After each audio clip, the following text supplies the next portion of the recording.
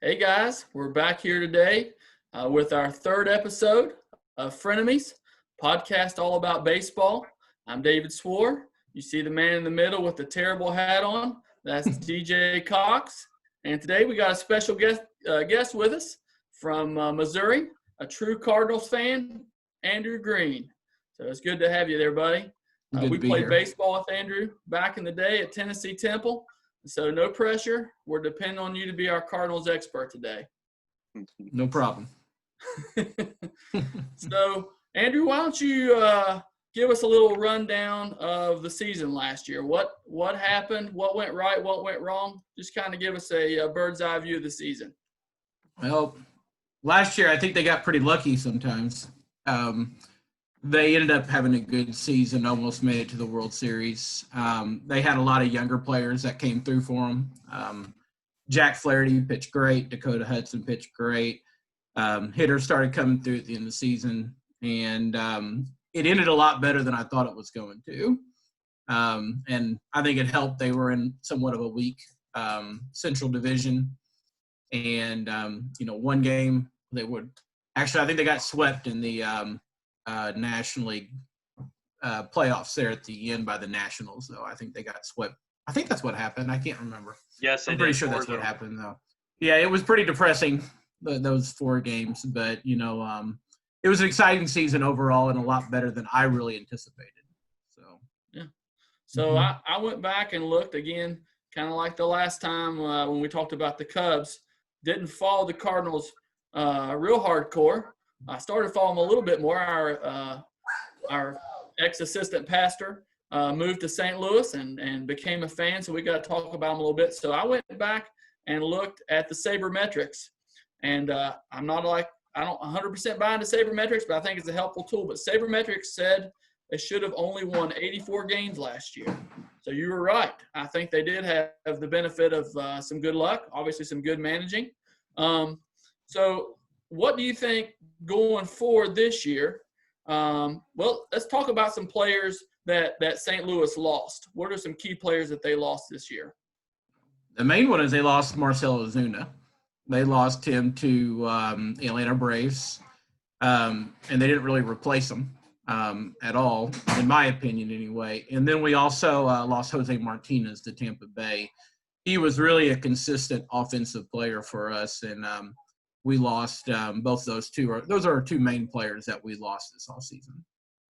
Yeah. So tell us about Jose Martinez. They traded him, correct, to the Rays? Am I right? They did. Mm-hmm. And what did they get in return? Like, what was the purpose of the trade? Well, I couldn't tell you who they actually got. I don't have that offhand. But the purpose is that we had too many outfielders. We had way too many outfielders going on. We got a lot of young outfielders, and it was really just to kind of loosen that load. Even though Jose Martinez could play first base, we have Paul Goldschmidt, so he wasn't going to get much playing time there. It was really to lighten that load up, and he was probably the one that we were going to get the most value out of all the other outfielders that we had. I was kind of hoping they'd get rid of Dexter Fowler and send him back to Chicago or something, but that didn't work. That didn't work out. World Series hero right there, DJ, buddy. do you remember? That's right. Do you remember who that trade involved? I was trying to remember. I didn't look it up with the Rays, who they ended up getting in return for that. I didn't get that either. I see the same point he's making, though, about the loaded outfield. I'm not sure I bet you I'm almost positive they're prospects that they got in return. Because when I looked at their additions, it wasn't anybody as far as from the Rays goes. So I'm pretty sure they added some prospects, which is much need for them. And smart, if you ask me, because they got a lot of different guys that are going for some outfield spots this year. And it was just a loaded situation. So they got Matthew Liberatore. Right. He's a left-handed pitcher, a catching prospect from the lower levels of the minors, and some kind of weird draft pick that I've never heard of before. Eduardo Martinez was the catcher they got, which they're young prospects, people that haven't been in the majors yet, So I think Liberatore, that was That was the Rays' first-round draft pick a couple years ago. He's a stud. That was Okay. a good pickup for them. Well, So let's hope he turns out. I got to have a little break in the action. Audrey, come here. She keeps popping up in the background. So look here, DJ, Coonskin and Cap. What do you think about that? This is Audrey. And I'm going to bring her back in here in a minute when we discuss one other thing, okay? You stay over there. she kept popping in the back of the view here. Yeah. I had one popping in over here, but she left just a second ago. All right, Andrew. So assuming the season's going to be played, at this point we're still in question. What do you think are the Cardinals' biggest strength? They got three core starting pitchers, Jack Flirty, Adam Wainwright, and Dakota Hudson, all won 15 to 20 games apiece last year. A lot of strong young players. Paul DeYoung really began breaking out last year. And then we have 4 young guys. I mean, Lane Thomas, Dylan Carlson, Tommy Edman, and Tyler O'Neill. I mean, these are all players that could really break out and have a good season.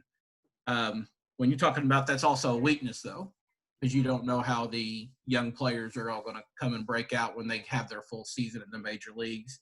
And then, of course, we have Yadier Molina and Paul Goldschmidt, 2 strong season starters that will hopefully play throughout the whole season. But that's your real strong seats part of the season of the team. DJ, why don't you talk about Yadier Molina for us? I just want to know what your opinion is. We'll just give you about 10 seconds there just to talk about how you love Yadier Molina. Go ahead. So Yadier Molina, if you love watching players leg out singles, then he's your guy. He is one of the best defensive players in the game. He's getting older. He's getting some age on him. He's fun to watch on the defensive side, right? Hey, he works really well with the pitchers. He's a very good catcher. Yeah, he so happens to wear a lot of stickum on that chest protector too. I'm not sure how he got away with that when they were playing against Cubs a few years back, and the ball just magically stuck to his chest protector there. Not sure how that happens, but he figured it out. DJ, you're real selective. You're real selective, and you're cheaters. Let the Astros buy with sign stealing, but the steroid guys, they should never be in the Hall of Fame. But Yadier Molina's getting grief for cheating. I don't know what to think about you.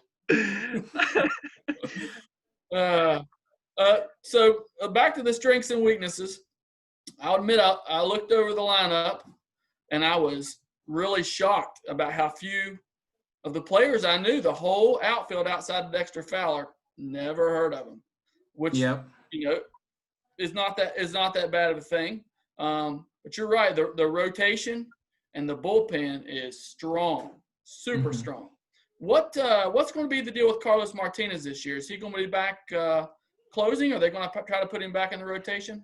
I wish they'd trade him. Really? He's not consistent, and he about drives you nuts watching a game. Because one minute he's striking every batter out, the next moment they're hitting home runs off of him. He gets hurt. He's very erratic. And he's a good player. Don't get me wrong. He's very talented, but he's not consistent, and it drives Cardinal fans crazy. I think he'll probably end up more bullpen time. I think he'll end up in the bullpen because we don't really have a closer per se, a person that's known for closing, and he ended up doing a lot of that. I think he'll end up in the bullpen more than starting, because we do have they did sign, let me find his name because I can't say his name. They signed a guy over from Korea named Kwang Yun Kim, who is supposed to be a starter. And then we have several other guys. Well, Alex Reyes, if he'll ever come to form and be a pitcher, he could be a very good starting pitcher. And then that fills it up. We got about 3 other young guys that could potentially fill that role up. So I think Carlos Martinez will probably end up in the bullpen more than he will in the starting rotation. So I never got any confirmation. Is Michaelis, is he going to be back? Is he done? Well, he was going to start the season on the DH, not the DH. That's a American League thing. On the disabled list. He was going to start the season on disabled list, but I don't know where he's at right now. He would definitely be in the starting rotation if he's healthy. Yeah. DJ, have you heard anything on Michaelis? Yeah, he's going to be back when they start the season. He'll be in the rotation, ready to go. Gotcha. He was going to be behind a little bit, but he's good to go. Definitely one of their starters there. For strengths for me from this Cardinals team, I'm going to go with Paul Goldschmidt and Jack Flirty. To me, Jack Flirty is one of the top pitchers in the National League. I'm definitely intrigued by him. He was unbelievable last year. The stats were amazing. He's just something that you really, as a Cubs fan, you really wish that we had something like him. 11-8 with a 2.75 ERA, a 0.96 WHIP, which led the majors. That's unbelievable, having an under 1 WHIP. He also was 6.2 hits per 9, which was also a major league lead. And the guy's just an absolute stud. And Paul Goldschmidt had 97 ribbies last year, and some consider that a down year for him. His batting average was a little bit down, but man, is that guy something else. And when you got those two guys, you got two of the better players in the league right there. It all starts with those guys for their strengths, for sure. Yeah. Well, I looked at Baseball America actually predicted Jack Flaherty win the Cy Young this year, which kind of surprised me overall. I guess one reason it surprises me is I tend to look on the negative side some more than I look on the positive side of things sometimes. Yeah. So. Well, Jack Flaherty, I didn't know that, DJ, actually. One thing I did read about the Cardinals is they have the best defense in the league. So that can help with limiting the hits and that kind of thing. And if he's a good pitcher and you got the best defense behind you, I could definitely see him be a candidate, for the Cy Young. For my strengths, I'll go with the bullpen. That's a very deep bullpen. I don't know who's going to be at the end of it. They got some guys that are worthy candidates. You still got Andrew Miller there. I know he's getting some age on him. That's true. Man, that guy, from his Yankee days, I love that guy. I hated when they traded him. So he could potentially be in the mix for that. You got Carlos Martinez. He had 24 saves last year. Could still be in the mix for that. Giovanni Gallegos. That's a former Yankee prospect. That's where we got Luke Voigt. He kind of broke out last year. So for the strengths, I'll go with the bullpen. DJ, what do you think about the weakness? What do you think the Cards' biggest weakness is going to be?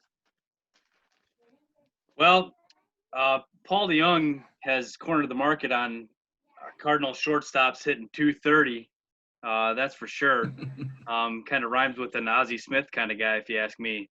No, I'm just kidding. I'm just giving you guys a little bit of junk there. But Adam Wainwright, he's also going to be the first guy to walk to the mound with a walker. So there's a couple things there going for you.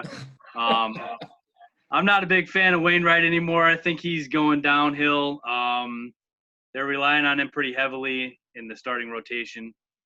I kind of feel like you were talking about earlier, David, that outfield is pretty weak. There's no doubt about that. There's a lot of names there that could fill that void. But Fowler's been very inconsistent, and like you said, he's the guy that's sticking right now. You got Harrison Bader, who is not Harrison Bader, 205 last year. So they're definitely struggling in the outfield. I call that definitely their weakness. Yeah, I'm going to go there too, weakness. Now, that could potentially be a strength. We don't know. Their number one prospect, Carlson, I believe is his last name. I don't have it in front of me. They're saying that he may be one of the best, so that we've seen those prospects come up and just rake, and we've seen them come up and kind of have to take a step back and go back down. But that lineup outside of Goldschmidt is pretty, shaky, I guess is the word I would use. They got some names there, some guys that you could see where there would be potential, but I don't know. So I'm going to go with the outfield as well. What do you say, Andrew? What's the biggest weakness? It's really something the Cardinals been dealing with the last few years, is an over-reliance on players that haven't been proven. Our management seems to think that they can pull up all these rookies from the minor league and they can fill these spots, and sometimes they work out and sometimes they don't. We got a lot of players to fill those outfield spots, but are they going to hit? Matt Carpenter, I like him, but I think his days might be done, and we're paying him too much money. That's my opinion on the issue. And but you're right, the outfield is it's unproven. We got a lot of spots to fill there. is Dylan Carlson going to come up and do what, be rookie of the year, be the hitter like they think he is? Well, he might be, but he might not. And so there's just a lot of unknowns in that lineup right now. Are they going to produce enough runs to back up Flirty and the bullpen and so forth? So tell us a little bit about Tommy Edman and what's his role with the team going to be this year? He's probably going to play a little bit of everywhere. He's going to be your utility player because he can fill in on the infield and the outfield. If someone gets hurt for a long stint, he can go in there and play. He was a player that could play well at times, and at other times he did okay. I'll be honest with you, I don't really know a whole lot about Tommy Edman. I've seen him play, but it's been a winter and half a summer already, and I've kind of forgotten a little bit. I enjoyed watching him play last season, and he'll be a great utility player, a guy to fill in and play the spots when somebody gets hurt. DJ, what are you hearing about Edman? I looked at the way they had his games spread out. He, like Andrew was saying, played a lot of positions. What's weird, he did pretty well last year, but I didn't hear him as in what I read, as someone they expected to start at any specific position. Are you hearing any different, or is it just going to be utility player? Yeah, I got him as a utility guy as well. Like Andrew was saying, though, he's flexible. He can move around a lot. One of the guys that I'm kind of seeing for left field that hasn't really been mentioned too much yet, Tyler O'Neill. Tyler, dad was a former bodybuilder, and if Tyler takes his shirt off, he's pretty solid.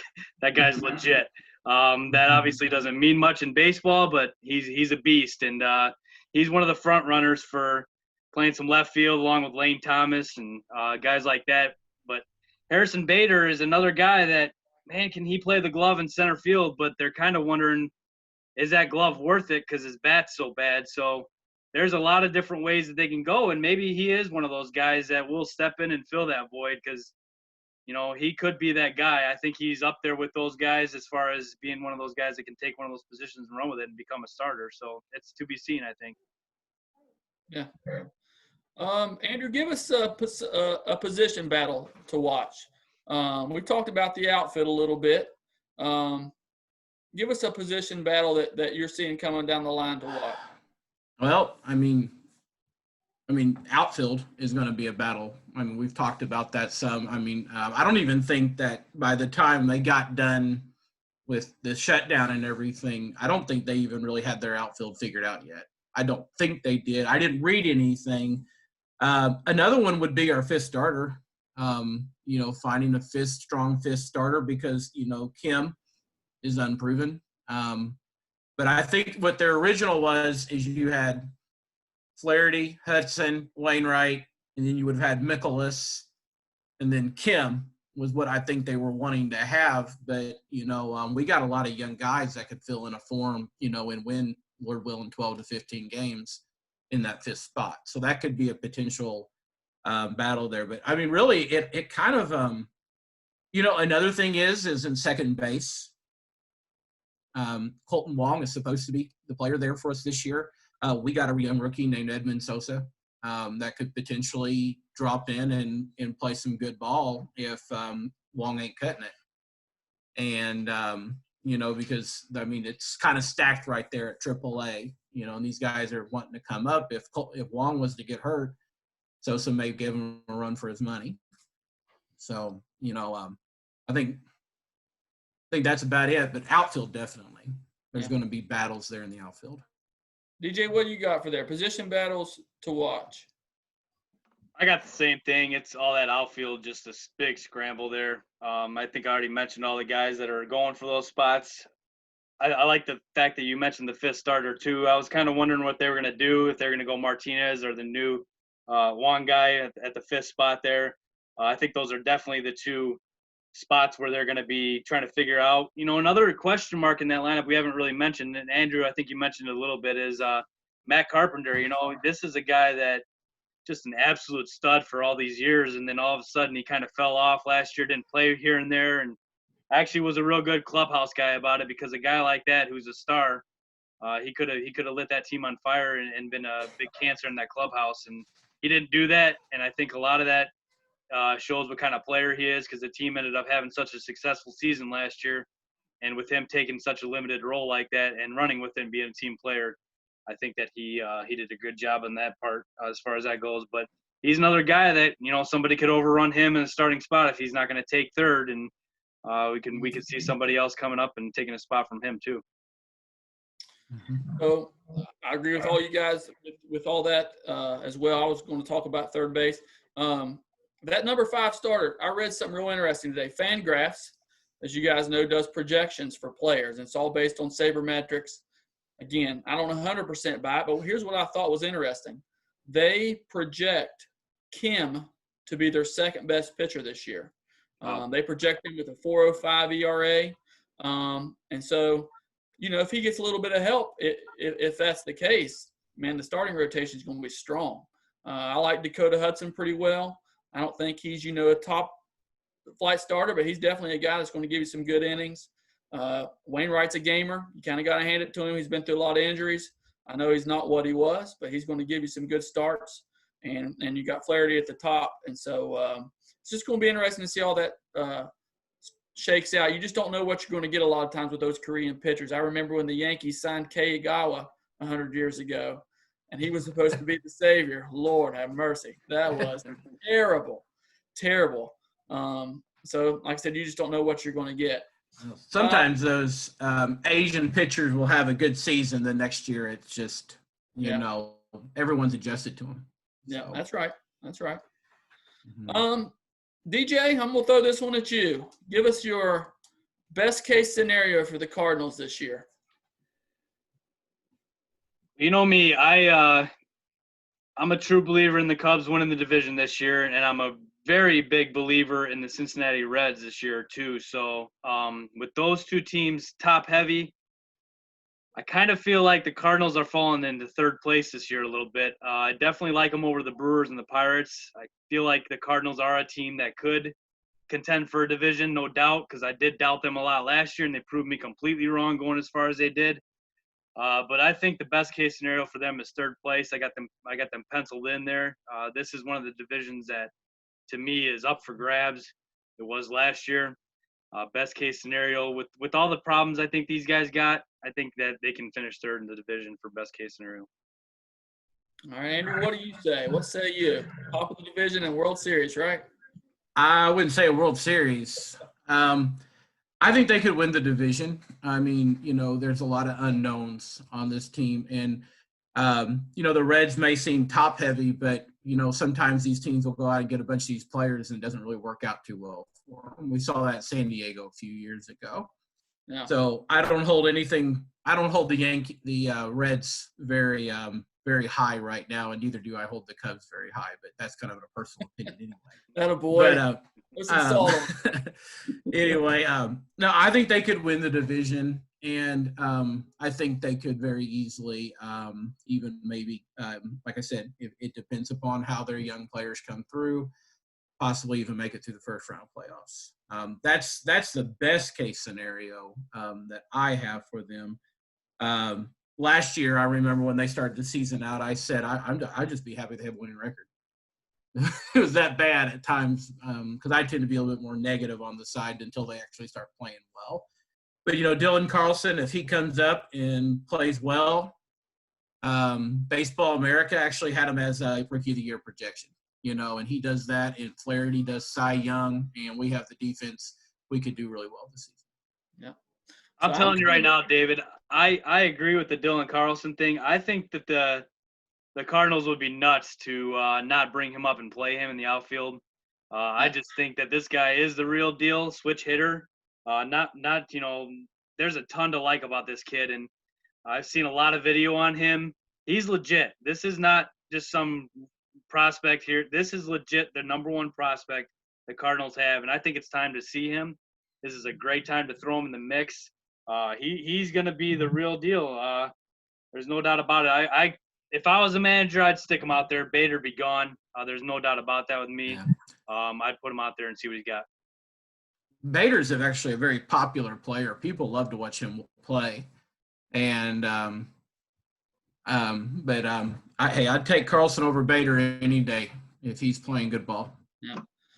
So my best case scenario probably falls more in line with DJ, to be honest. And here's why. Things are going to be different. We know there's going to be a DH. And so the Cubs and the Reds are better outfitted to have a DH. They both got guys on the bench that can hit.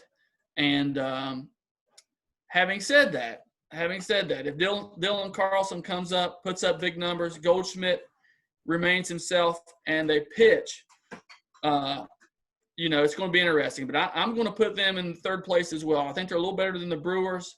I think the Reds are slightly ahead of them, and the Cubs as well. The Cubs and the Reds is going to be an interesting fight. And I think the Cardinals could be in the fight, but at this point, I'm just going to notch them back a little bit behind them. So having said that, we all gave our best case. Andrew, what's the worst case? Worst case, mediocre 500 baseball. We've had some seasons where we all thought we were going to do really well. We ended up with some really bad seasons. The players just don't put it together. Worst case is no one comes through and plays good ball. I mean that's obvious for any team, right? But I'm always paranoid every season. Who's going to get hurt? Who's going to play well? Is Jack Flaherty? He's the rookie last year. Is he going to come back and do the same thing?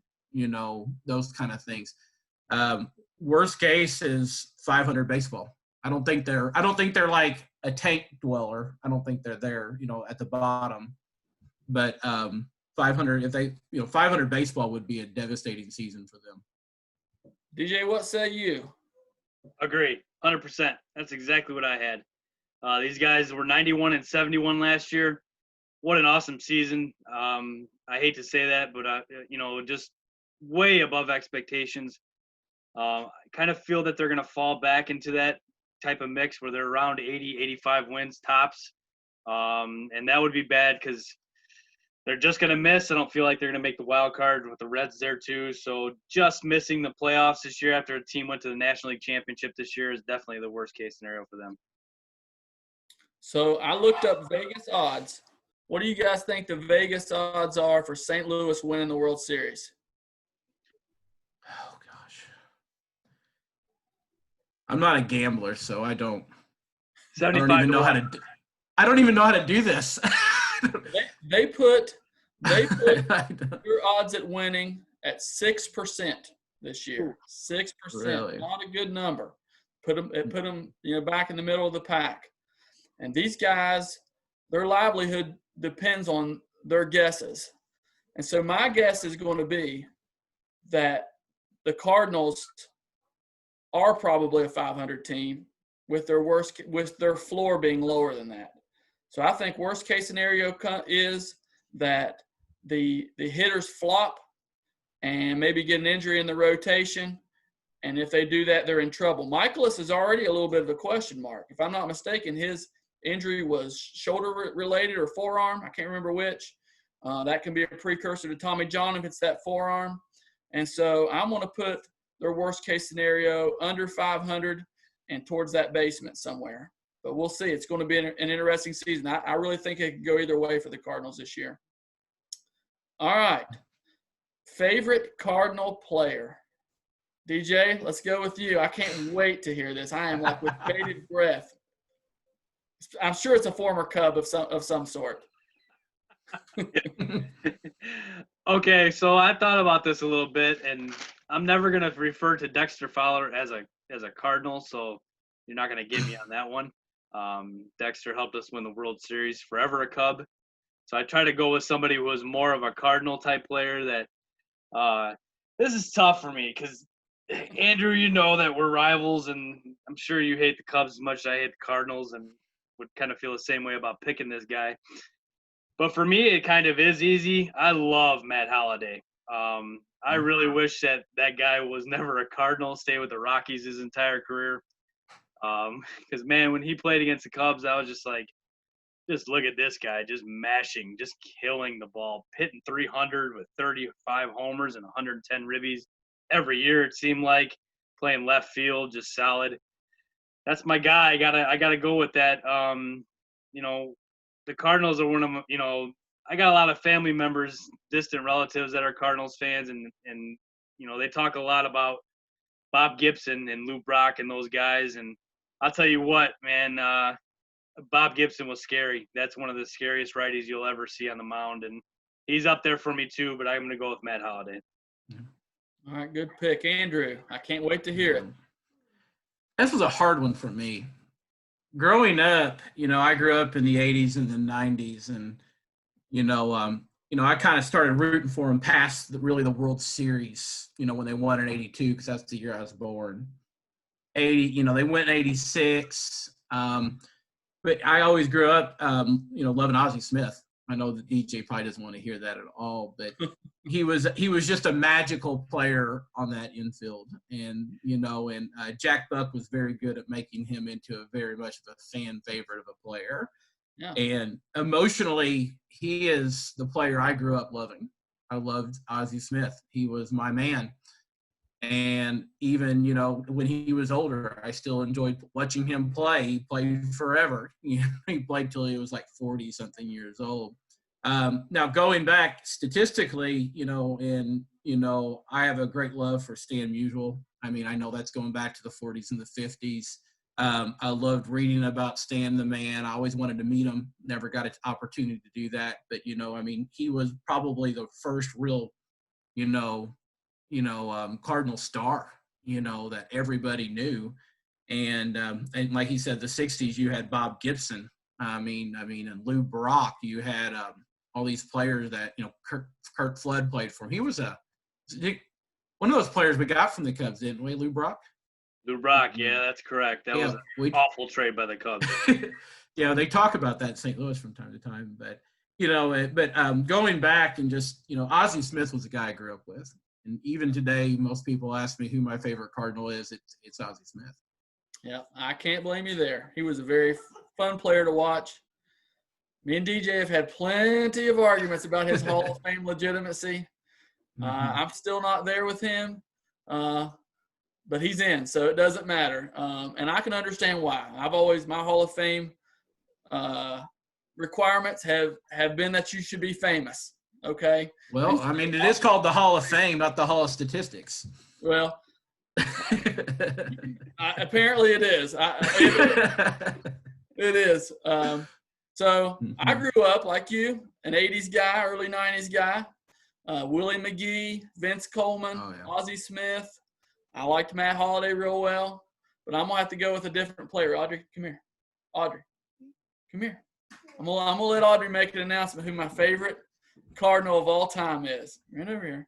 McGuire. Yeah. Ah, there it is. Yeah, Mark McGuire. We got to watch the documentary the other day. That brought back all kinds of awesome memories. And so, hey, Audrey, come here. How many home runs did Mark McGuire hit? 70. 70. Bubby, how many did Sosa hit? 66. 66. So we got to enjoy that. But I'm going to go with McGuire. I was making sure my butt was in front of that TV every AB during that. It was so much fun. And I sent DJ a thing the other day that I saw on Twitter. It said that if Barry – I don't know if this is true or not, but it wouldn't surprise me – that if Bonds would homer 203 times in his next 203 at-bats, he still would have – what was it? A lower rate of home runs per at bat than McGuire. I believe I'm saying that right. So that was my favorite Cardinal, but you could go a lot of different directions. I truly believe Bob Gibson might have been the best pitcher ever. I believe that. Oh, he was good. You go back and look at some of those seasons. Wow. He was an amazing pitcher. And so he would be way up there for me too. So Andrew, I forgot to tell you this, but we always try to do some trivia. Okay. I failed horribly this week on looking up some trivia. So DJ, you're the guy. What you got us? All right, so I brought two different questions tonight, one for Andrew and one for David. Okay. I'd be interested to see how you guys do on this one. By the way, I just wanted to mention this too. a lot of us with our dads taught us a lot about baseball growing up, obviously. My dad would talk about Bob Gibson all the time. He really would. Bob Gibson and Lou Brock. He talks about those two guys more than a lot of players. He's a Cubs fan. No, don't get me wrong, okay? But he would talk about how good Bob Gibson was, and he made it clear that that's one of the best pitchers of all time, and that I should believe it. Obviously, we didn't get to see him play, but legit, one of the studs there. So, Andrew, this one I'm going to go with you first. I'm going to give you a couple seconds to kind of figure this out. Which Cardinal had a career batting average of .262 with 28 home runs and 793 RBI, 2,460 hits, and is a non-deserving Hall of Famer? Ozzie Smith. Ding, ding, ding, ding, ding. I felt set up on that one. Yeah, I mean, me and David were just talking about this. I don't get it. Yes, is he one of the best defensive shortstops ever? Yes, there's no doubt about that. Offensively, though, my goodness, the guy wasn't even close. There's no way, and I don't care if he was a name or not.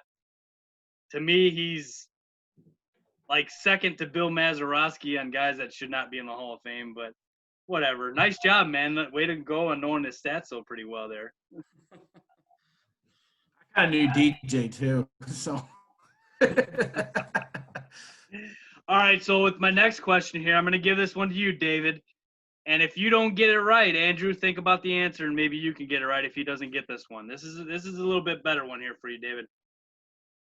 So when the trade that brought Ozzie Smith to the Cardinals was to the Padres, who did the Padres get in that trade? And I know this one. You do know this one?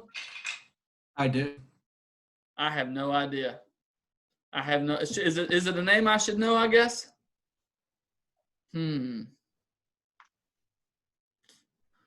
I don't even know where to go with that one. I'd be just completely guessing. Who is it, Andrew? Gary Templeton. Attaboy. Gary Templeton. That's a former Cub too, right? Gary played a year or two with the Cubs, I believe. Yep.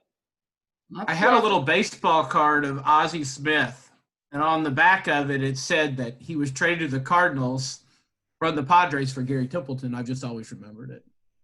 Good one, Andrew. Very good. That's a tough one, really, to be honest with you, because it was shortstop for shortstop, and then they threw a few prospects in there too, but those were obviously the big names in that one. So good job. Once again, David, disappointed in you like always.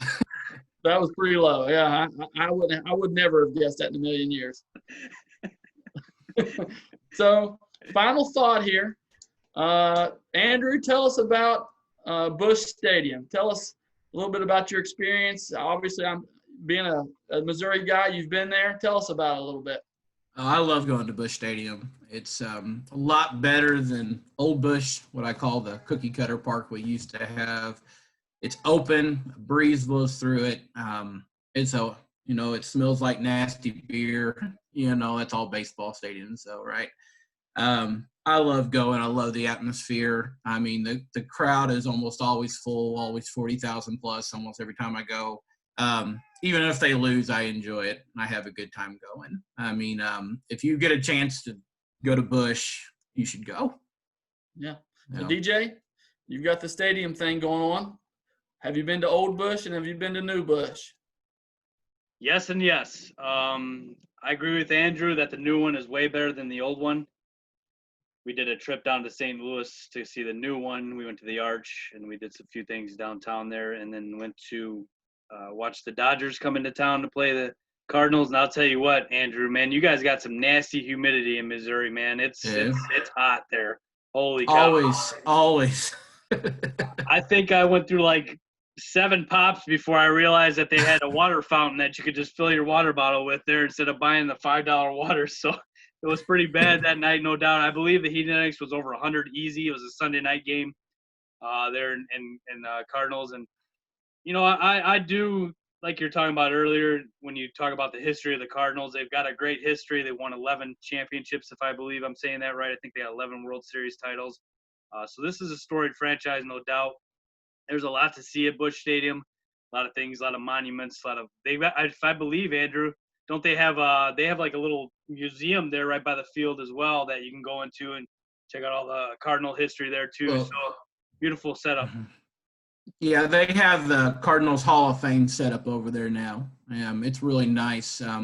Nice facilities right where the old Busch used to be over across the road.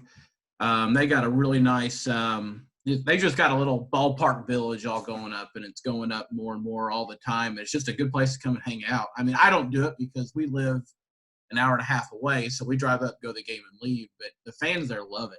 I mean, they eat it up, and it's the history's there too. I mean, I love seeing all the different statues we have of all of our players all around, and it's a wonderful place to take a game. So I haven't been to either Busch.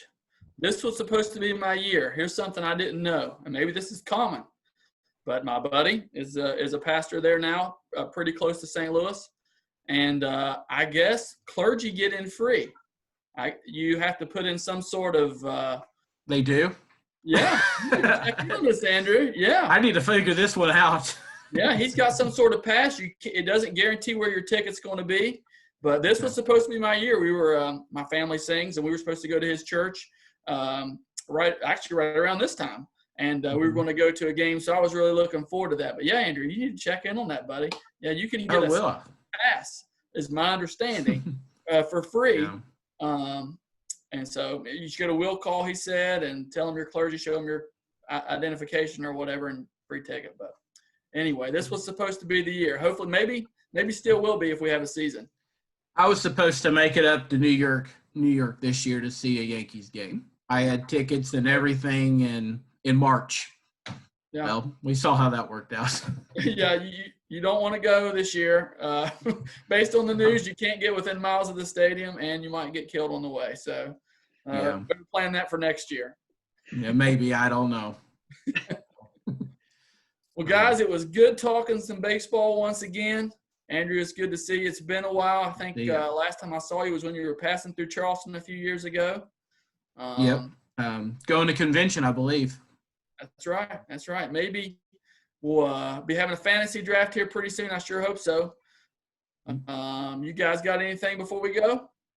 I got one thing. We always try to do a little segment on former college teammates of ours that are Cardinals fans, this being the Cardinals, obviously. Last week we did Yankees guys. We had a few Cubs guys the week before. Now we're on the Cardinals. I'm going to go to both of you guys on this one. To be honest with you, the only former teammate of ours that I know as a Cardinals fan is you, Andrew. Andrew, is there anybody else you can think of that's a Cardinals fan that we were teammates with?